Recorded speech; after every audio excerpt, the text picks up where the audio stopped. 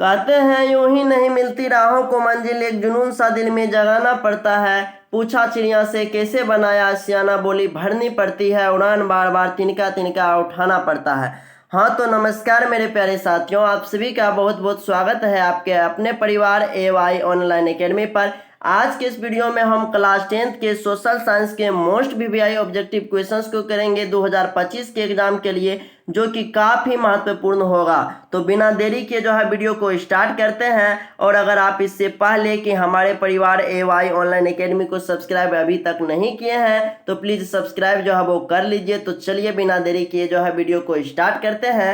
आपका पहला प्रश्न है कि ब्रेस्ट लिटोवस्क की संधि किन देशों के बीच हुई थी। तो देखिए ब्रेस्ट लिटोवस्क की संधि जो है रूस और जर्मनी के बीच हुई थी। तो ऑप्शन डी जो है इसका सही उत्तर हो जाएगा, याद रखिएगा। इसके बाद आपका दूसरा प्रश्न है कि मार्च 1946 में फ्रांस तथा वियतनाम के बीच होने वाला समझौता किस नाम से जाना जाता है। तो हो ची मिन्ह के नाम से जो है यह समझौता जाना जाता है। तो ऑप्शन सी जो है इसका सही उत्तर हो जाएगा। इसके बाद आपका अगला प्रश्न है 3 नंबर का कि पूर्ण स्वराज की मांग का प्रस्ताव कांग्रेस के किस वार्षिक अधिवेशन में पारित हुआ। तो यह 1929 ईस्वी में लाहौर के जो है अधिवेशन में वो पारित हुआ था। तो ऑप्शन ए जो है इसका सही उत्तर हो जाएगा। इसके बाद आपका अगला प्रश्न है 4 नंबर का कि वल्लभ भाई पटेल को सरदार की उपाधि किस किसान आंदोलन के दौरान दी गई। तो बारदोली आंदोलन के दौरान जो है वल्लभ भाई पटेल को सरदार की उपाधि जो है वो दी गई थी। तो ऑप्शन ए जो है इसका सही उत्तर जो है वो आपका हो जाएगा। और आप लोग को कमेंट्स बॉक्स में बताना है कि भारत के प्रथम गृह मंत्री जो था वह कौन था, जरूर बताइएगा। इसके बाद आपका अगला प्रश्न है 5 नंबर का कि भारत के लिए पहला फैक्ट्री एक्ट कब पारित हुआ। तो 1881 ईस्वी में। ऑप्शन सी जो है इसका सही उत्तर हो जाएगा। इसके बाद आपका अगला प्रश्न है कि पूंजीवती वर्ग के द्वारा किस वर्ग का शोषण हुआ। तो श्रमिक वर्ग का। ऑप्शन ए जो है इसका सही उत्तर हो जाएगा। इसके बाद आपका अगला प्रश्न है कि आधुनिक युग में अर्थव्यवस्था के क्षेत्र में होने वाली सबसे बड़ी क्रांति कौन सी थी। तो औद्योगिक क्रांति। ऑप्शन बी जो है इसका सही उत्तर हो जाएगा। इसके बाद एक और बात याद रखिएगा कि औद्योगिक क्रांति की शुरुआत सबसे पहले जो है वह इंग्लैंड में हुआ था, जरूर याद रखिएगा। ये प्रश्न भी आपके एग्जाम में पूछे जाते हैं। इसके बाद आपका अगला प्रश्न है कि भूमंडलीकरण की शुरुआत किस दशक में हुई। देखिए भूमंडलीकरण पूछे या वैश्वीकरण एक ही बात होता है। तो इसकी शुरुआत जो है 1990 के दशक में हुई। ऑप्शन ए जो है इसका सही उत्तर हो जाएगा। इसके बाद आपका अगला प्रश्न है 9 नंबर का कि गुटेनबर्ग ने सर्वप्रथम किस पुस्तक की छपाई की। तो बाइबिल। गुटेनबर्ग जो है बाइबिल पुस्तक की सर्वप्रथम जो है छपाई की थी। और एक और प्रश्न है जो कि बार बार आपके एग्जाम में पूछा जाता है कि गुटेनबर्ग का जन्म जो है वह कहाँ हुआ था। तो याद रखिएगा गुटेनबर्ग का जन्म जो है वह जर्मनी में हुआ था, जरूर याद रखिएगा। इसके बाद आपका अगला प्रश्न है 10 नंबर का कि विश्व में सर्वप्रथम मुद्रण की शुरुआत कहाँ हुई। तो चीन में। ऑप्शन सी जो है इसका सही उत्तर हो जाएगा। इसके बाद आपका अगला प्रश्न है कि 11 नंबर का कि मेढक के प्रजनन प्रक्रिया को बाधित करने वाला रसायन कौन सा है। तो वह एंड्रीन है। ऑप्शन सी जो है इसका सही उत्तर हो जाएगा। इसके बाद आपका अगला प्रश्न है कि बिहार में अति जल दोहन से भूमिगत जल में किस तत्व का स्वकेंद्रन बढ़ा है। तो वह आर्सेनिक का स्वकेंद्रन जो है वो बढ़ा है। ऑप्शन सी जो है इसका सही उत्तर हो जाएगा। इसके बाद आपका अगला प्रश्न है 13 नंबर का कि संविधान की धारा 21 का संबंध है। तो इसका संबंध जो है वह वन्य जीवों तथा प्राकृतिक संसाधनों के संरक्षण से है। तो ऑप्शन ए जो है इसका सही उत्तर हो जाएगा। ये प्रश्न जो है काफ़ी इंपॉर्टेंट है, इसे आप लोग जरूर याद कीजिएगा क्योंकि ये सभी प्रश्न जो है आपके एग्जाम में पूछे गए हैं और पूछे जाने की संभावना है। इसके बाद आपका अगला प्रश्न है 14 नंबर का कि बिहार के कितने प्रतिशत भौगोलिक क्षेत्र में वन का फैलाव है। तो देखिए 7% भौगोलिक क्षेत्र में जो है वह वन का फैलाव है। तो ऑप्शन डी जो है इसका सही उत्तर हो जाएगा। इसके बाद आपका अगला प्रश्न है 15 नंबर का कि एल्यूमिनियम बनाने के लिए किस खनिज की आवश्यकता पड़ती है। तो बॉक्साइट का। ऑप्शन डी जो है इसका सही उत्तर हो जाएगा। इसके बाद आपका अगला प्रश्न है 16 नंबर का कि भारत के किस राज्य में सौर ऊर्जा के विकास की सर्वाधिक संभावनाएं हैं। तो राजस्थान। ऑप्शन सी जो है इसका सही उत्तर हो जाएगा। इसके बाद आपका अगला प्रश्न है 17 नंबर का कि निम्नलिखित में से कौन छोटे पैमाने का उद्योग है। तो देखिए छोटे पैमाने का उद्योग खिलौना उद्योग। ऑप्शन सी जो है इसका सही उत्तर हो जाएगा। छोटे पैमाने का उद्योग खिलौना उद्योग है। और आप लोग कमेंट बॉक्स में बताइएगा कि कौन जो है उपभोक्ता उद्योग है, इसी ऑप्शन के अनुसार जरूर बताइएगा। इसके बाद आपका अगला प्रश्न है कि देश में कितने प्रतिशत विशेष आर्थिक क्षेत्र विकसित हैं, तो 10। ऑप्शन ए जो है इसका सही उत्तर हो जाएगा। देश में जो है 10 विशेष आर्थिक क्षेत्र विकसित है। इसके बाद आपका अगला प्रश्न है 19 नंबर का कि बिहार की सीमा में रेल मार्ग की कुल लंबाई कितनी है, तो 6283 किलोमीटर। ऑप्शन ए जो है इसका सही उत्तर हो जाएगा। इस वीडियो का एक एक प्रश्न काफ़ी इंपॉर्टेंट है, इसे आप लोग अच्छे से याद कर लीजिएगा। और अगर आपको वीडियो अच्छा लग रहा है तो प्लीज़ वीडियो को जो है लाइक कर दीजिए और अपने दोस्तों में शेयर जरूर कीजिए। इसके बाद आपका 20 नंबर का प्रश्न है कि तल चिन्ह की सहायता से किसी स्थान विशेष की मापी गई ऊंचाई को क्या कहा जाता है, तो इसे कहा जाता है स्थानिक ऊंचाई। ऑप्शन ए जो है इसका सही उत्तर हो जाएगा।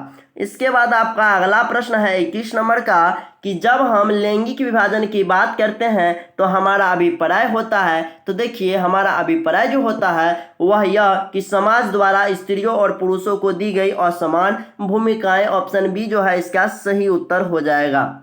इसके बाद आपका अगला प्रश्न है 22 नंबर का कि भारतीय संविधान के बारे में इनमें से कौन सा कथन जो है वह सही है, तो देखिए यह धर्म के आधार पर भेदभाव की मनाही करता है, बिल्कुल सही है। उसके बाद यह एक धर्म को राजकीय धर्म बनाता है, बिल्कुल भी ऐसा नहीं किया जाता है। एक धर्म को ज़्यादा यानी कि राजकीय धर्म बिल्कुल भी नहीं बनेगा, ये तो फिर गलत हो जाएगा, तो ये गलत है। लोगों को कोई भी धर्म मानने की आज़ादी नहीं है, बिल्कुल है, आज़ादी है, आप किसी भी धर्म को मान सकते हैं, तो ये भी गलत है। इसके बाद महिलाओं को मतदान के अधिकार का अभाव बिल्कुल भी नहीं, हमारे यहाँ महिलाओं का भी मतदान देने का अधिकार मिला हुआ है, तो ये भी कथन जो है वो गलत है। तो इसका करेक्ट उत्तर जो हो जाएगा वो आपका ऑप्शन ए हो जाएगा, यह धर्म के आधार पर भेदभाव की मनाही करता है।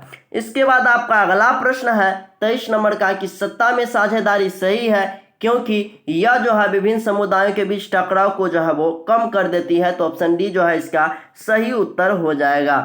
इसके बाद आपका अगला प्रश्न है 24 नंबर का वर्ष 1975 भारतीय राजनीति में किस लिए जाना जाता है, तो इस वर्ष आम चुनाव हुए थे, श्रीमती इंदिरा गांधी प्रधानमंत्री बनी थी, देश में आपातकाल लागू हुआ था, जनता पार्टी की सरकार बनी थी। तो इसका सही उत्तर हो जाएगा आपका देश में आपातकाल लागू हुआ था, ऑप्शन सी। इसके बाद आपका अगला प्रश्न है कि बिहार में संपूर्ण क्रांति का नेतृत्व निम्नलिखित में से किसने किया, तो जयप्रकाश नारायण ने। ऑप्शन डी जो है इसका सही उत्तर हो जाएगा। चलिए देखिए जयप्रकाश नारायण को जो है लोकनायक के नाम से भी जाना जाता है, और आप लोग कमेंट बॉक्स में बताइएगा कि जननायक के नाम से जो है वो किन्हें जाना जाता है, जरूर बताइएगा।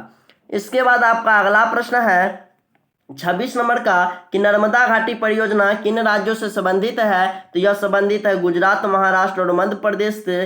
तो ऑप्शन डी जो है इसका सही उत्तर हो जाएगा। इसके बाद आपका अगला प्रश्न है कि निम्नलिखित में से किसे लोकतंत्र का प्राण माना जाता है, तो राजनीतिक दल को। लोकतंत्र का प्राण जो है वो राजनीतिक दल को माना जाता है, तो ऑप्शन डी जो है इसका सही उत्तर हो जाएगा। इसके बाद आपका अगला प्रश्न है 28 नंबर का कि दल बदल कानून निम्नलिखित में से किस पर लागू होता है, तो यह सांसदों और विधायकों पर लागू होता है। ऑप्शन ए जो है इसका सही उत्तर हो जाएगा। ये प्रश्न काफी इंपॉर्टेंट है।